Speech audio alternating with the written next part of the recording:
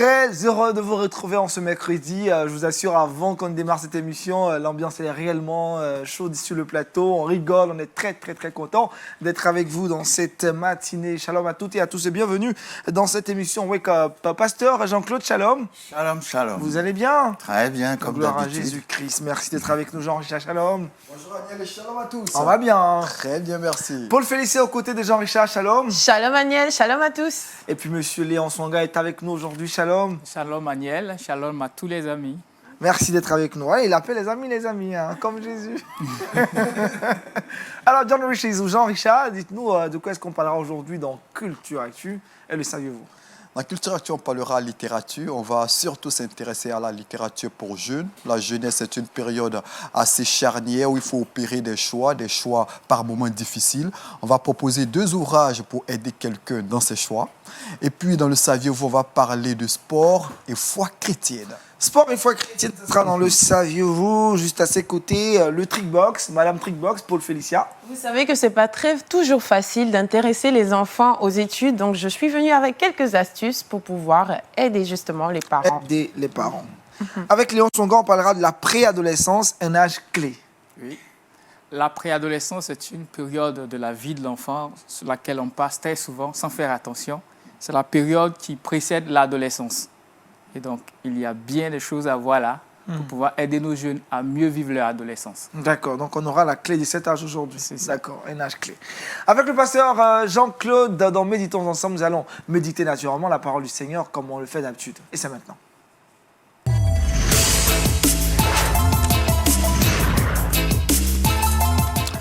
Le fils prodigue, pasteur. Oui, le fils prodigue. Aujourd'hui, nous allons parler du fils prodigue. Je vais vous inviter rapidement dans Luc chapitre 15, à partir du verset 11. Alors, la Bible dit, il dit encore, un homme avait 2 fils. Le plus jeune dit à son père, mon père, donne-moi la part de bien qui doit me revenir. Et le père leur partagea son bien. Peu de jours après, le plus jeune fils, ayant tout ramassé, partit pour un pays éloigné où il dissipa son bien en vivant dans la débauche. Lorsqu'il eut tout dépensé, une grande famine survint dans ce pays et il commença à se trouver dans le besoin. Il alla se mettre au service d'un des habitants du pays qu'il envoya dans ses champs garder les pourceaux.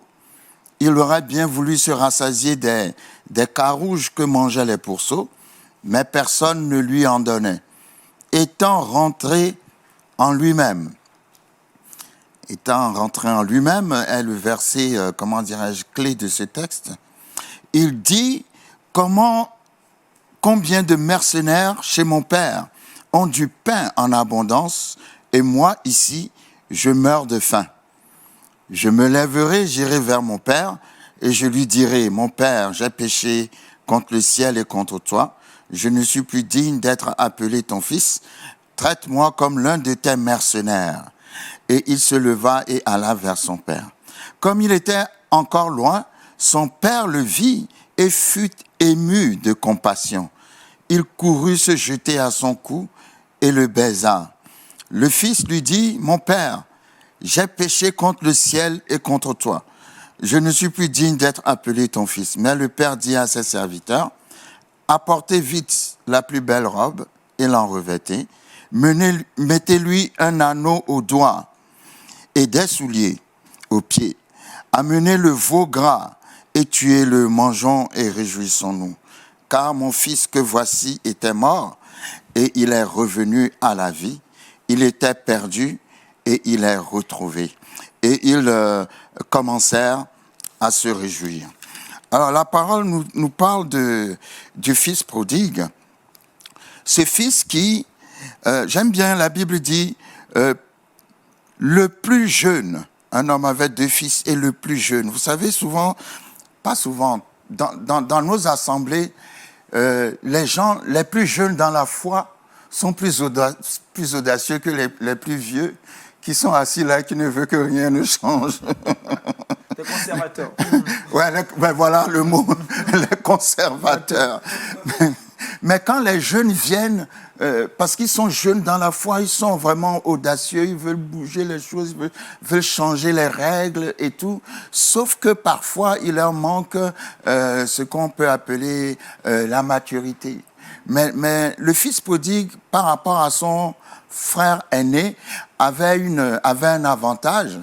C'est que lui, il savait que quand on est un fils, on a un héritage. Parce que nous allons nous rendre compte à la fin du texte que le grand frère, lui, il allait travailler avec les serviteurs pour mériter l'héritage.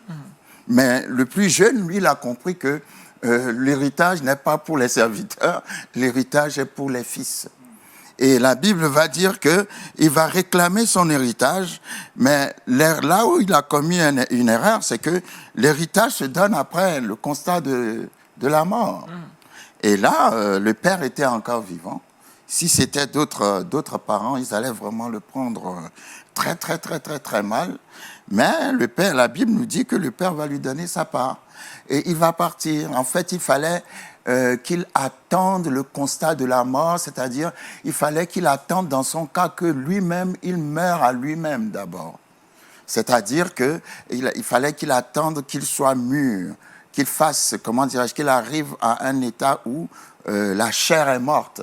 Parce que là, il est parti avec les biens et il a tout, tout gaspillé, au point que la Bible dit qu'il est tombé à un niveau où il passait son temps avec les pourceaux, avec les porcs. Et il aurait même voulu manger la nourriture des porcs. Et j'aime bien, la Bible va dire, étant entré en lui-même. C'est ce que beaucoup de gens ne font pas. Peut-être par orgueil ou bien, je ne sais pas. Il y a des moments où, quand tu te retrouves dans une situation où toi-même tu te dis « Ah, c'est moi qui suis arrivé à ce niveau-là. » Non, là vraiment, je crois que j'exagère, il y a quelque chose qui ne va pas. C'est-à-dire, il faut entrer en toi-même. Et généralement, quand tu entres en toi-même, tu retournes au point de départ. C'est-à-dire, quand tu entres en toi-même, tu vois le besoin. Le fait d'entrer en toi-même, c'est une forme de repentance. Ça te permet de découvrir le chemin de la vérité. Et quand il est entré en lui-même, il s'est dit, mais c'est pas vrai. Moi, je suis avec les porcs, j'ai faim, j'ai des problèmes de ceci, de cela. Alors que même les serviteurs de mon père mangent bien, ils sont dans le confort et tranquilles. Et puis il se dit, je vais retourner à mon père. Ouais, le fait de décider de retourner à son père, cet acte de repentance, c'est aussi un signe de maturité. Et donc, il est reparti pour dire à son père, j'ai péché contre. C'est-à-dire reconnaître là où tu es passé à côté de Dieu et revenir et corriger cela. Et la Bible va nous dire qu'il n'a pas eu le temps de rentrer à la maison. Pourquoi? Parce que, en fait, ce texte nous montre l'amour inébranlable de Dieu, notre Père. Pourquoi? Parce que chaque jour, le Père l'attendait. Et en Israël, à l'époque, les vérandas étaient sur les toits des maisons. Et sur le toit de la maison, le père a dû voir son fils arriver au loin. Et il est descendu, il est parti le rencontrer dans la... Je trouve ça très beau. Dieu n'attend même pas que tu reviennes à la maison, lui-même vient te chercher dans la rue. Amen, ça, c'est amen. formidable. Et ils se sont embrassés. Il n'a même pas le temps de dire à son père, « Ah, papa, je ne veux plus être ton fils, je veux être serviteur, tout ça. » Le père a dit, « Amenez la robe de justice. » La justice, ça parle de la justification. Lorsqu'on dit que quelqu'un a été justifié, justifier veut dire comme si tu n'as jamais péché. C'est-à-dire pardonné et rendu sans péché. Ce qui est un terme très fort, la justification. Nous avons été justifiés par le sang de Jésus-Christ. Parce que quand il y a justification, il y a toujours le sang. Dans notre cas, en tant que chrétiens, c'est le sang de Jésus qui nous a rendus justes. Par son sang, le péché a été enlevé. Nous sommes comme si nous n'avons jamais péché. Donc, il a été justifié, c'est-à-dire le Père l'a pardonné, le Père l'a remis dans son état de fils. Il a tué le veau gras. Le veau gras, c'est Jésus qui a versé son sang pour notre justification. Et ils ont fait la fête. Et maintenant, comment dirais-je, le grand frère entendant le bruit de la musique à la maison, était fâché. Vous savez, on trouve les grands frères aussi dans l'église parfois. Et il va dire à son père, mais écoute, moi je travaille avec les serviteurs, tu n'as jamais fait de fête pour nous. Mais tu n'as pas compris, mon enfant, en fait, pour avoir l'héritage, tu n'as pas besoin de travailler, l'héritage est pour les fils. Lui-même, il s'est réduit au niveau de serviteur. Il a quitté le niveau de fils pour descendre au niveau de serviteur. Et le père va lui dire cette phrase très, très, très puissante. Mais tout ce qui est à moi est à toi. C'est-à-dire, c'est juste à toi de te servir. Amen. Ce n'est pas à moi de venir te donner parce que tu le mérites. Non. Ce qui est à papa est à toi. Juste sers-toi. Et la Bible va dire que, quand vous lisez l'histoire, j'ai remarqué quelque chose. C'est que quand le père s'adresse au fils prodigue, il utilise le mot fils. Mais quand il s'adresse à son frère aîné, il utilise le mot enfant. Donc il y a une différence entre enfant et fils. Dieu ne veut pas que nous soyons des enfants.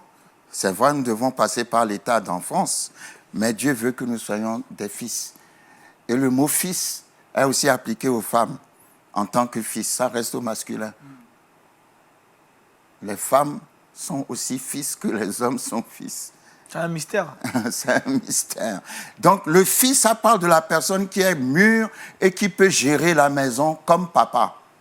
La personne qui a acquis une certaine sagesse. Donc, quand on voit le comportement des deux frères, on voit que le frère aîné, il est aîné, mais en fait, il n'est pas mûr. Mais le plus petit est plus mûr que lui. Donc, la fête qui a été faite était une fête pour montrer qu'il est quelqu'un maintenant qui est arrivé à l'âge de maturité et qui peut gérer la maison comme papa. Donc, c'est très important, la maturité, spirituelle. En grec, le mot enfant est traduit par le mot teknon, qui signifie enfant parce que tu es enfant, tu es né de quelqu'un. Et le mot fils est traduit par le mot huios, qui signifie fils par relation intime. Donc il y a une différence spirituellement parlant entre enfant de Dieu et fils de Dieu. Il y a Isaïe qui dit dans ce passage, un enfant nous est né, un enfant est né, un fils nous a été donné. Ce n'est pas un enfant qui nous a été donné, c'est un fils qui nous a été donné.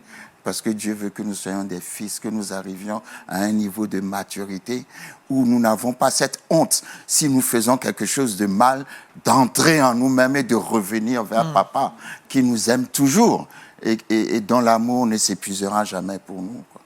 Donc, Dieu invite quelqu'un qui nous écoute ce matin, revient à la maison. Il y a des gens qui n'arrivent plus à revenir vers Dieu parce qu'ils se disent que ce qu'ils ont fait est trop grand et trop grave et que Dieu ne peut pas les pardonner. Dieu n'a pas d'amour parce que Dieu est amour. Et quand on est quelque chose, c'est ce qu'on exprime. Dieu exprime l'amour tout le temps. Quel que soit ton péché n'est pas plus grand que le sang de Jésus-Christ. Ton péché n'est pas plus grand que ce que Jésus a fait sur la croix du Golgotha. Le Père t'appelle ce matin à revenir à la maison.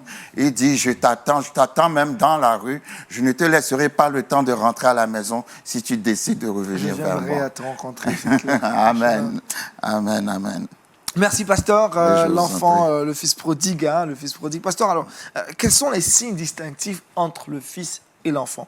Comment pourrais-je savoir, moi, Aniel, que je suis un fils ou un enfant? Pareil pour Jean-Richard et même pour Félicien. Mais physiquement parlant, déjà, l'apôtre Paul avait dit quelque part, il y a ceux qui sont au lait, comme des enfants, et ceux qui mangent de la nourriture solide. Ceux-là sont devenus des fils. Oui, par le comportement, parce que les enfants, on reconnaît, les enfants ont des comportements enfantins. Oui, voilà, ils se plaignent. Tiens, ça c'est pas mal. Ils se plaignent tout le temps. Mais vous savez, il y a des chrétiens qui se plaignent tout le temps. Tout le temps. Et ça, c'est des signes qui montrent que la personne... Voilà, les petits grelots. Ou d'autres qui demandent, ce n'est pas mauvais, ou qui demandent tout le temps la prière. Tout le temps la prière. Mais quand on commence à être mûr, On n'appelle pas le pasteur à minuit pour dire j'ai mal au ventre ou j'ai mal à la tête. Hein. On prie soi-même. C'est cela. Mais en tant qu'enfant, il n'y a pas de problème. Hein. Le pasteur est prêt à prier pour toi à minuit. Mais bon, c'est par ces petites choses-là où bien parfois il y a encore un peu de rancune qui reste. On n'est pas content parce qu'il y a eu quelque chose qui s'est mal passé avec telle personne. On ne veut plus trop parler à la personne. Tout ça, c'est enfantin. Mais lorsqu'on est mûr, on pose des actes sages, on supporte des choses. Bon, ça se voit quoi dans les Jean-Richard, attitudes, félicitations dans des le fils alors. Ah oui, bien sûr. Oui, j'avais une question. Oui. C'est quoi alors la place du service? Parce que le frère aîné, il servait son père, il était dans la maison de son père, il servait. Mais le fils, le Benjamin, bon, il a fait un peu n'importe quoi. Il faisait un peu ce qu'il voulait et tout. Il est parti, il est revenu. Et on le traite de fils mature. Donc, Oui. je voudrais comprendre alors la place du service en tant que chrétien. Oui, bon, là, c'est différent parce que ce qu'il faut que nous comprenions, c'est que en tant que fils, nous avons un héritage. Et cet héritage, nous devons le prendre, nous devons nous servir de cet héritage. Si tu dis à Jésus, maintenant, Seigneur Jésus, tu sais, je suis malade, viens à mon secours et tout ça, il va te dire, mais je t'ai déjà donné la guérison. Tu n'as qu'à te servir, parce que ça a déjà été fait. C'est devenu maintenant, la santé est devenue notre, comment dirais-je, c'est pas maintenant que nous allons lui demander de faire quelque chose, parce que tout a déjà été fait depuis plus de 2000 ans déjà. Donc c'est à nous de nous saisir de ce qui a été fait par la foi. Maintenant, le service, comme vous dites, oui, c'est important de servir, hein, de toute façon, c'est dans le principe, comment dirais-je, du royaume, il faut absolument servir. Comme disait Jésus, le serviteur n'est pas plus grand que son maître, mais tout serviteur bien entraîné sera comme son maître. Parce que c'est quand tu sers que tu reçois l'esprit de ton maître. Mais ici, je pense que c'est juste pour nous montrer qu'on peut comparer le fils aîné à l'Ancien Testament où les gens devaient respecter la loi pour être bénis. Et on peut comparer le plus jeune à la grâce où, comment dirais-je, Jésus a tout fait, nous n'avons qu'à recevoir par la foi. C'est pour ça que j'aime beaucoup son attitude, pas celle d'après, mais celle qui consiste à réclamer son héritage. Ah, il a Oui, réclamé. nous devons réclamer notre héritage, nous devons prendre l'héritage, mais après avoir atteint la maturité. C'est clair. Alors, parce que finalement, la maturité, est-ce qu'elle dépend du temps qu'on passe à l'église ou on peut connaître Christ aujourd'hui et les 2 mois qui sont, on atteint la maturité? Ah, ça c'est une très bonne question.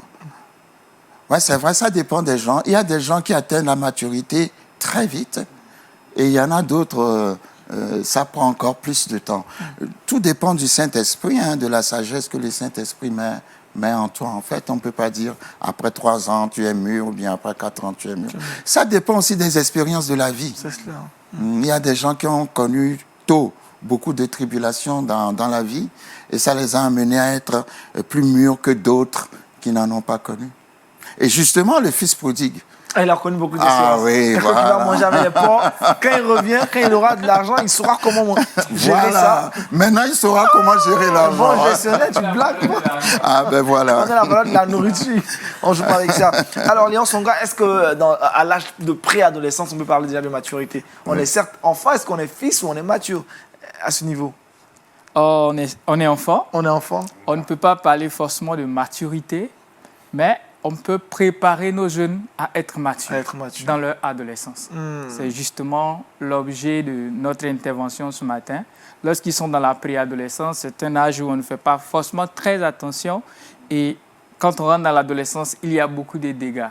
Or, c'est une période assez cruciale. Si on réussit à mieux les préparer, l'adolescence sera toujours difficile. Mais ils sont outillés pour réussir une meilleure adolescence. Donc, on peut les préparer à la maturité. À la maturité. Pasteur, vous allez prier ce matin pour nous et aussi pour nos téléspectateurs. Priez que Dieu nous aide à avoir un comportement de maturité, mais surtout que le Saint-Esprit nous pousse à désirer ce qu'il y a de mieux pour nous. Amen. Merci Seigneur. Merci pour ton Esprit Saint que tu nous as donné, qui habite en nous, qui nous parle, qui nous conduit. La sagesse vient au travers du Saint-Esprit. Alors nous prions ce matin que tu nous donnes la sagesse, que la présence de l'Esprit de Dieu nous parle et qu'au travers de ce que nous recevons du Saint-Esprit, que nous sachions discerner les situations, discerner les temps, discerner les choses avant de prendre quelque décision que ce soit. Nous avons besoin de ton aide, Saint-Esprit. Tu es une personne qui est en nous et qui est à côté de nous. Merci de ce que tu nous aides à cultiver une relation plus intime avec toi, dans le nom puissant de Jésus-Christ de Nazareth. Amen. Amen. Amen. Parlons maintenant culture avec Jean-Richard dans Culture Actu.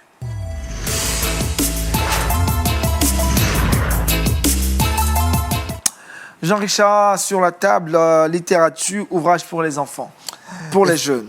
Effectivement, merci Agnel. On est dans la thématique de la jeunesse. On va rester dans la même dynamique. On sait plus ou moins tous que la jeunesse est une période assez charnière. C'est une période où il y a des déchirements par moment. On est partagé entre le monde, on est partagé entre les principes bibliques. Les dangers sont multiples, on le sait. C'est une période où on doit opérer des choix, où les choix s'imposent à nous. Et par moment, on ne fait pas très souvent les bons choix. Aujourd'hui, je suis venu avec 2 ouvrages, voire même 3, pour le proposer à quelqu'un qui nous regarde aujourd'hui, à une jeunesse, à une famille, à un parent qui pourrait, pourquoi pas, le lire et entamer la discussion, notamment avec son enfant, son adolescent ou encore sa fille.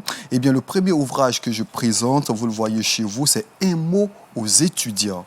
Eh bien, c'est un ouvrage qui est sorti il y a de cela quelques années. C'est un ouvrage qui a été écrit par un Camerounais. Il est né le 20 juin 1945 au Cameroun. Son nom, c'est le professeur Zacharias Tanifobom. C'est une grande personnalité au niveau de la littérature chrétienne. Il a écrit près de 160 publications. Il a contribué aussi à l'écriture de plusieurs ouvrages.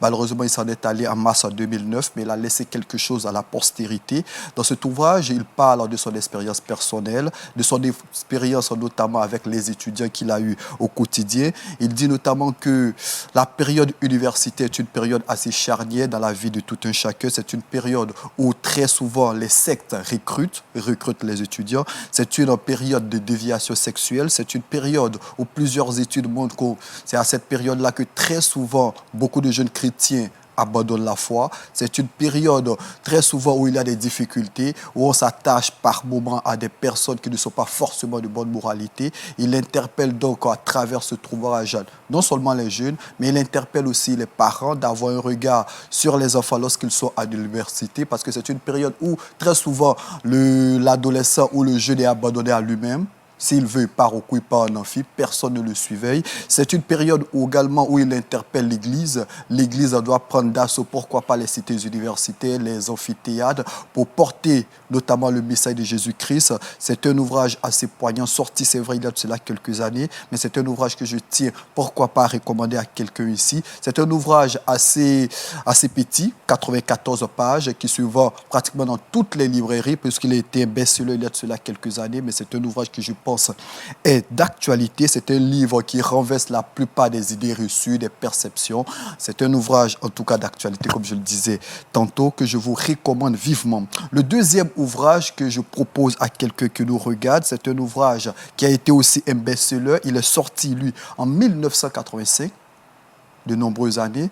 C'est un livre qui a été écrit par une personnalité de marque également, Luis Palao. On le connaît plus ou moins tous. On l'a reçu, pourquoi pas, son fils ici même, André Palao, sur ce plateau.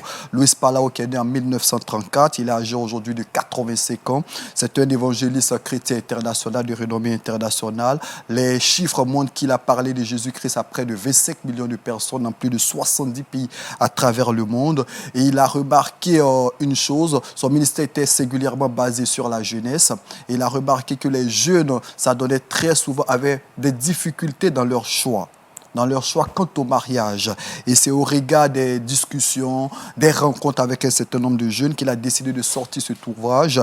Avec qui me marierai-je? On est nombreux à se poser cette question. Est-ce que c'est la bonne personne? Il y a plusieurs thématiques qui ressortent. Lorsqu'on prend la table des matières, il parle, par exemple, posons les bases à la recherche de l'âme sœur. Comment rechercher l'âme sœur? Suis-je vraiment amoureux? Le respect dans l'amour. Il parle de l'amour qui est confiant. Il parle du rôle du sexe des amis. Il parle notamment de la précipitation, parce que très souvent, ils sont nombreux, ces jeunes-là qui se précipitent. Nos fonctions dans le couple, il en parle également. Se connaître, se comprendre et se faire confiance. Il évoque la fidélité. Lorsqu'on est même dans les fiançailles, il évoque les conseils des aînés. Il n'oublie surtout pas les restrictions. Les restrictions pendant les fiançailles. Il fait également référence à cela. Et puis le dernier ouvrage que je souhaiterais proposer à quelqu'un qui nous regarde, c'est ce que vous devez savoir avant de l'épouser.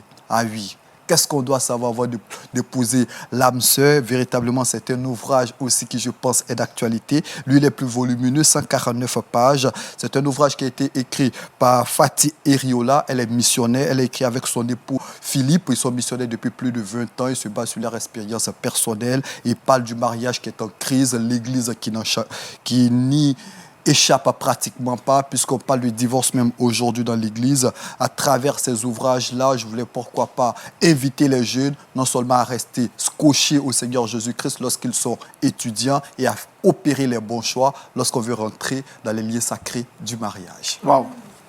Je pense que là, c'est justifié le waouh. On se comprend. Alors, pasteur, dites-nous à propos de ces ouvrages, de très belles factures d'ailleurs, des thématiques qui sont d'actualité surtout. C'est des trésors. Et c'est bien de lire ces livres-là, surtout concernant le mariage. C'est intéressant le livre-là. Qui se mariait? C'était comment le titre? Le titre, c'est ce que vous devez savoir avant de l'épouser. Et l'autre, c'est Avec qui me marierai-je de Louis Palao. Vous avez lu de tels ouvrages avant votre mariage, vous? Non, j'ai pas eu l'occasion de lire de tels ouvrages, mais bon. Mais c'est utile, c'est utile. D'accord. C'est très utile. Okay. Ouais. C'est très utile parce que ça vous prépare à un mariage vraiment stable. Et je le conseille aux gens parce que beaucoup de mariages passent par des petits problèmes. Et ces mariages-là ont besoin vraiment d'être, comment dirais-je, de lire justement ce genre de livres pour se solidifier. Léon, à propos de ces ouvrages, un mot pour la jeunesse et les autres ouvrages se rapportant au mariage. Oui, moi, merci. J'aimerais encourager nos jeunes à s'intéresser à la littérature chrétienne, à lire beaucoup, parce que ceux qui lisent beaucoup apprennent beaucoup du Seigneur. Voilà, très souvent, nos jeunes aujourd'hui ne s'intéressent pas à la lecture. Ils veulent tout prendre, tout capter de ce que tel a dit sur Facebook et si se constitue un bagage, une connaissance, mais qui ne pèse pas. Et aux premières secousses, on tombe. Et très souvent, on pense que les défis que nous vivons, soit dans notre vie personnelle ou dans notre mariage, c'est la première fois que cela se vit. Non, la Bible dit, rien de nouveau sous le soleil. Des gens ont déjà vécu cette situation, ont eu cette expérience. Et Dieu leur a donné l'opportunité d'écrire pour préparer les autres à mieux traverser la situation. Mais si on ne va pas chercher l'information, on pensera que c'est à nous que ça arrive et que c'est la première fois et que le monde nous tombe dessus. Et pourtant, les solutions sont là, à portée de main. Juste les saisir pour mieux traverser cette période. Donc, que nos jeunes se remettent, ou bien sinon se mettent à lire. Il faut lire, Jean-Richard. Alors, Jean-Richard, on rappelle les titres des ouvrages. Oui, juste rappeler un mot aux étudiants, le Zacharias Tanifomum. C'est un ouvrage qui est sorti d'il y a quelques années, je vous le recommande, 94 pages. Le deuxième, il est de Louis Palao, Avec qui me marierai-je, comme vous le voyez, sorti en 1985, mais qui, je pense, est d'actualité. Et puis le dernier, sorti également il y a de cela quelques années, Ce que vous devez savoir avant de l'épouser, de Fatih Eriola. Merci, Jean-Richard. Il est temps pour nous d'aborder la question relativement liée à l'éducation des enfants avec notre consultant dans la rubrique Kids Time. Et c'est maintenant.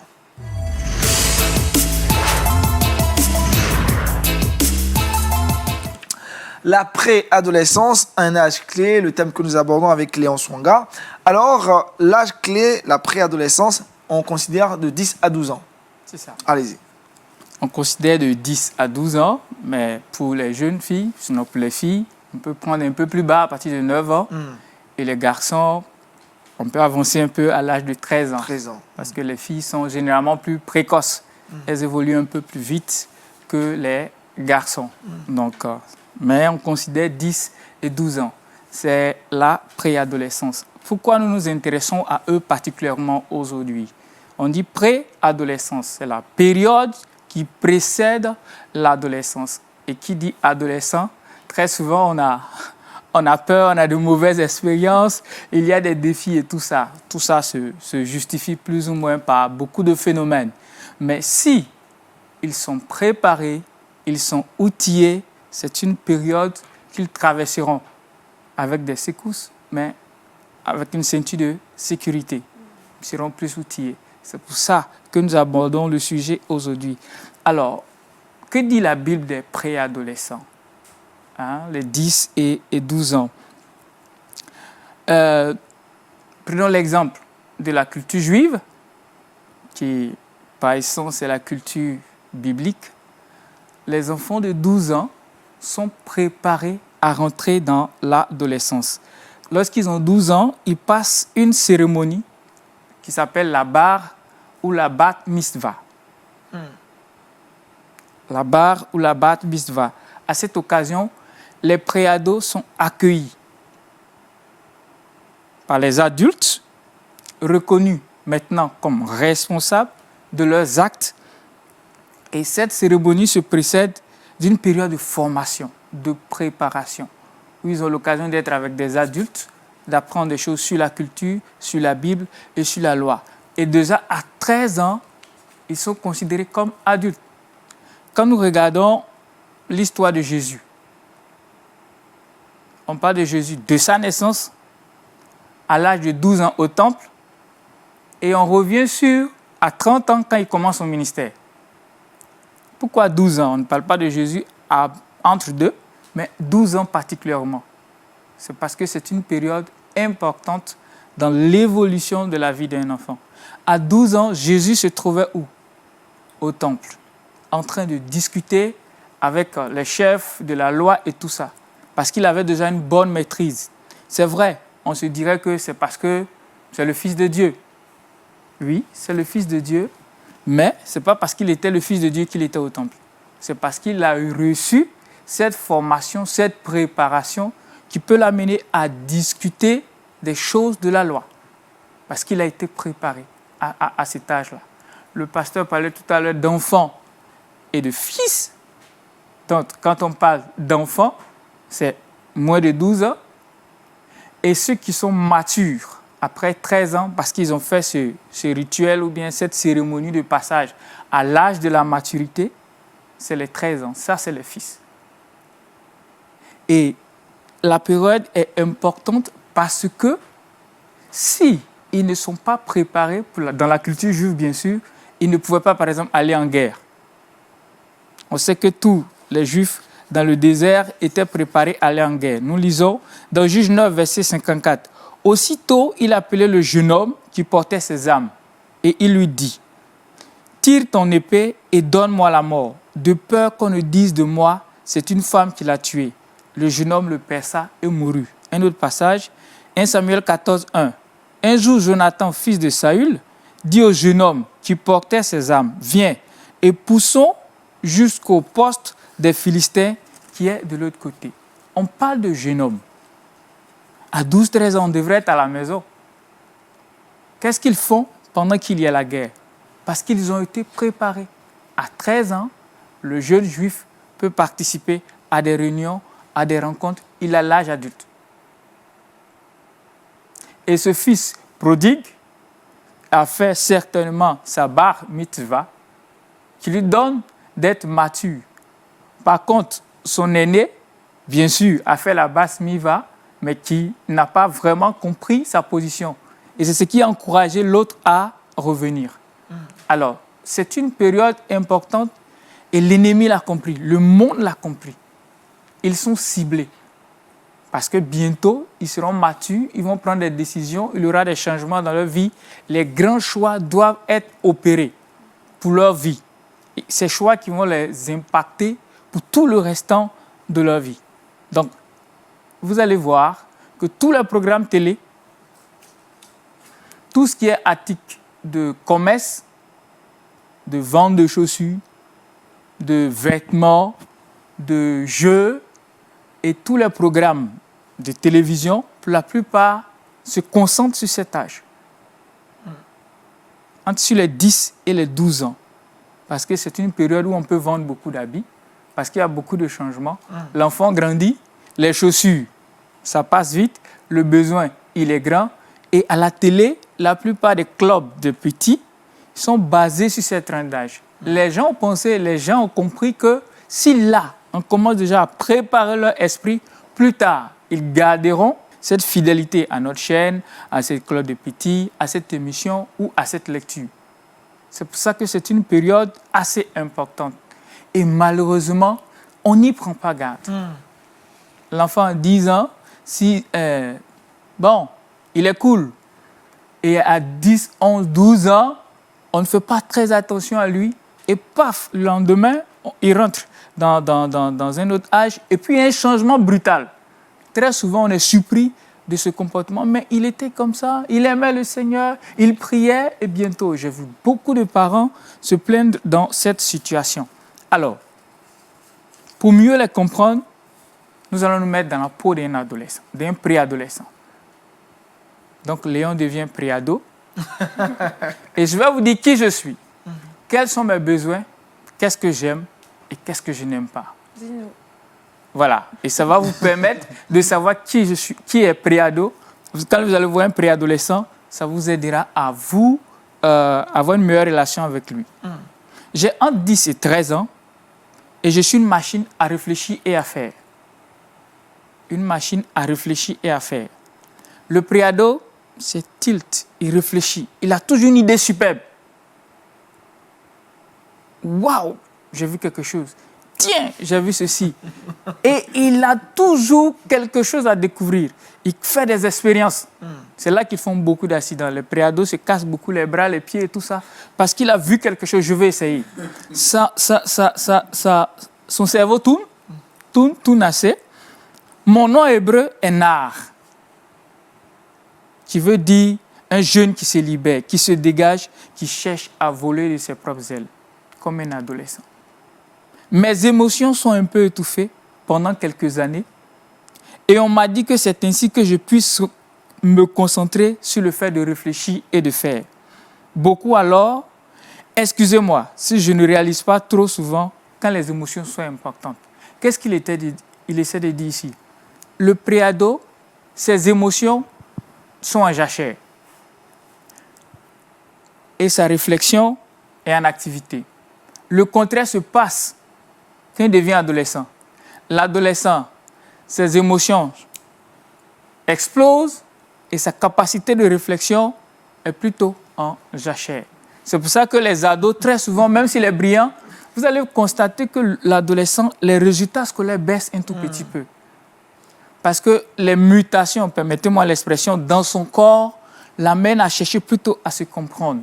Et c'est les émotions qui bougent plus. Par contre, il réfléchit moins, sa capacité à retenir tout ça est bouleversée. Par contre, le préado, il est smart. Tout de suite, il apprend. Tout de suite, il intègre. Quelques-uns de mes besoins. Besoin de me sentir aimé inconditionnellement en sécurité. Besoin d'être reconnu, apprécié et valorisé. Besoin de vivre de nouvelles expériences. Il ne faut pas étouffer nos préados. Il faut leur permettre, avec un contrôle bien sûr, de pouvoir faire certaines expériences. Besoin d'être responsable. C'est l'occasion de les responsabiliser par rapport à certaines tâches, par rapport à certaines activités à la maison. Par exemple, écoute, tu es responsable de voir que le salon est toujours en ordre. De veiller que les jouets de tes petits frères, tout ça s'est rangé. C'est important. Besoin de me faire ma propre opinion. N'oublions pas qu'il devient adolescent. Il veut avoir ses propres idées. Il aimerait quand même les exprimer. Qu'on lui donne l'occasion de les exprimer, même si on n'est pas d'accord avec. Voilà. Quelques-uns de mes caractéristiques pour vous permettre de mieux me connaître. Ce que j'aime d'abord. J'aime faire des choses tout le temps. Le préado en tout temps en train de faire quelque chose. Dans la chambre, dans la cuisine, en train de fouiller, en train de mettre son nez un peu partout, essayer de comprendre. Parce que le cerveau tourne. Être actif, comme des enfants de 3 ans, 4 ans. Essayer plein de choses nouvelles. Okay? Poser beaucoup de questions. Le préado, pourquoi c'est comme ça? Pourquoi? Comment? Quand? Qui? Des choses peuvent être évidentes pour nous, mais pour le préado, il aimerait savoir. Et il cherche des gens pour lui répondre. Être compétitif.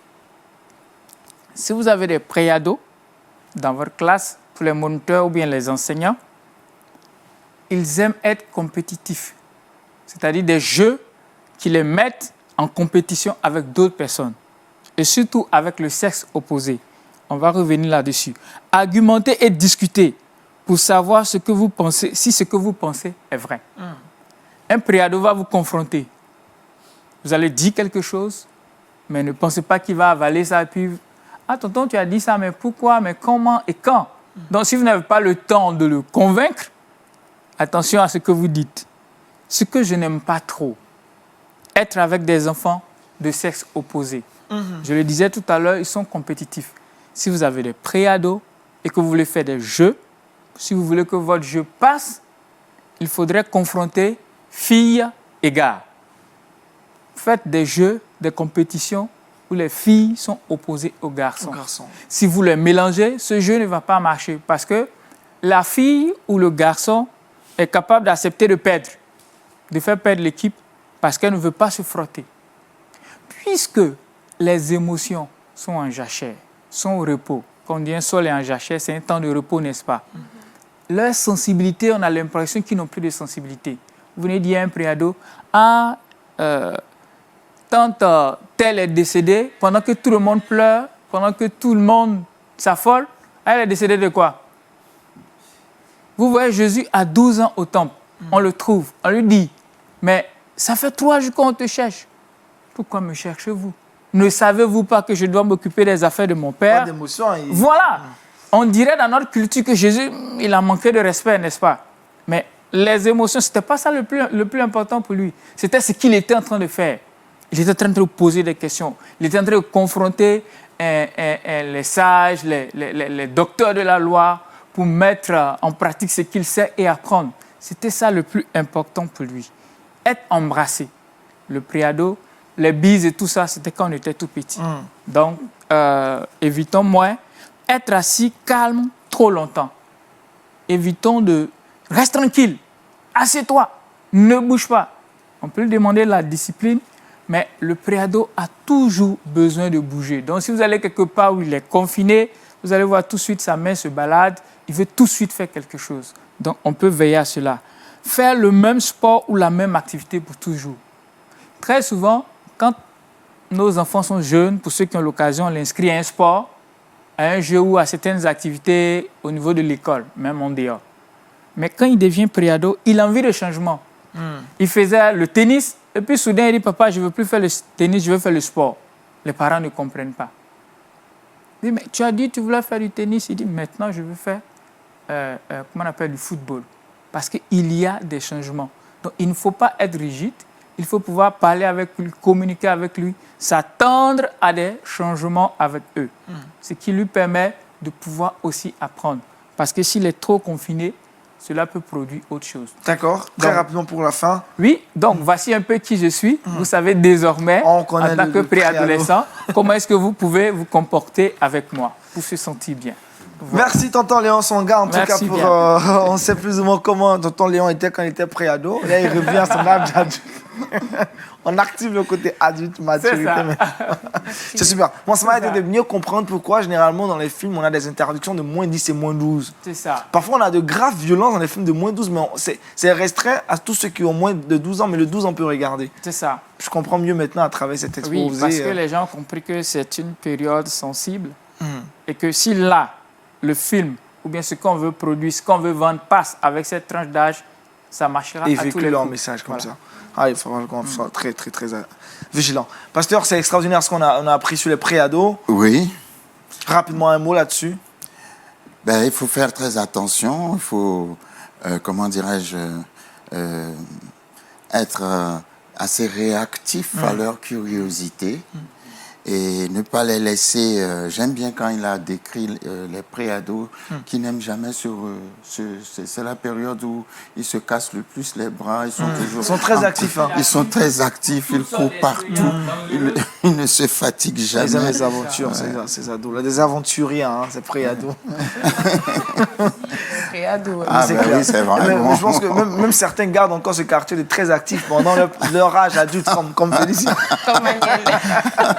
Et justement, on va la retrouver pour le Félicia. Elle n'est pas préado, mais elle est très active dans le trick box.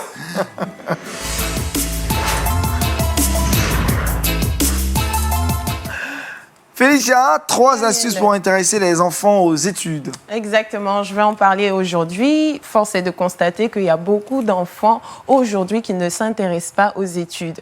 Donc, je suis venue avec 3 astuces très, très simples et très rapidement, je vais vous les partager. La première des choses que l'on peut faire, c'est de montrer l'intérêt des études aux enfants. Beaucoup d'enfants ne s'intéressent pas aux études tout simplement parce qu'ils ne comprennent pas le bien fondé de ce qu'ils apprennent et à quoi cela leur servira dans la vie active. Donc, ce que vous pouvez faire, c'est de pouvoir tisser les liens. Et ça, c'est la deuxième astuce que je vous propose. Je vais vous expliquer ce que c'est que tisser les liens. Tisser les liens, c'est de faire des liens entre les activités scolaires et les activités extrascolaires. Disons que, par exemple, vous voyagez, vous allez en week-end, vous allez en vacances. Pourquoi ne pas parler de la ville dans laquelle vous partez ou encore faire un peu d'histoire, faire un peu de géographie? Cela va intéresser les enfants à mieux apprendre. Et la deuxième chose que vous pouvez faire, c'est pendant les courses, par exemple, lorsque vous faites vos achats, vous pouvez leur donner un petit exercice. On achète un tel nombre d'articles et puis vous allez vous charger de calculer et on va comparer avec le reçu de caisse. Donc, c'est un petit exercice comme ça qui va leur permettre de mettre en rapport ce qu'ils auraient appris à l'école et dans la vie active. La troisième des choses que vous pouvez faire, c'est d'éviter la contrainte, s'il vous plaît. Évitez de forcer les enfants à étudier, à apprendre. Cela ne servira à rien. Mais faites-les apprendre de façon ludique. Je me souviens, c'est une petite anecdote. Lorsque j'étais en CE1, il y a un de mes oncles qui m'a montré une chanson. Et cette chanson est en rapport avec mon cours. On devait apprendre les pays limitrophes de la Côte d'Ivoire. On est en Côte d'Ivoire. Et il a chanté, je vais chanter la chanson à un. On a Ne vous moquez pas. Ne te retiens La pas, chanson vas-y, faisait lâche-toi. au nord. Attends, je vais bien Pas besoin de faire contrôler une ma voix voix. d'or comme ça. On veut juste Non, savoir mais la chanson. attends, il faut bien la mélodie aussi. D'accord. C'était au nord par la Haute Volta. À l'époque, c'était Haute Volta. Hein. Bon, je ne suis pas si vieille que ça. Burkina Faso. Au nord par le Burkina Faso et le Mali. Au sud par le golfe de Guinée. À l'est, Ghana. À l'ouest, Guinée, Libéria. Jusqu'à présent, j'avais 7 ans? Mais jusqu'à présent, je me souviens encore de cette chanson-là. Donc, c'est pour dire que si on veut faire apprendre ou intéresser les enfants aux études, on peut utiliser des moyens assez ludiques pour leur communiquer cette soif-là de pouvoir apprendre. Donc, tout Finalement, simplement, c'était mes 3 astuces. Et en tout cas, conserver cette petite chanson-là, ça peut intéresser un enfant, pourquoi pas. Tu peux faire un album avec la chanson. Ah là, arrête. Je te laisse aller danser. Le manager. Ouais, tout simplement. On fait du wow. Waouh. Merci Paul Félicia. On retrouve Jean-Richard dans le Saviez-vous maintenant.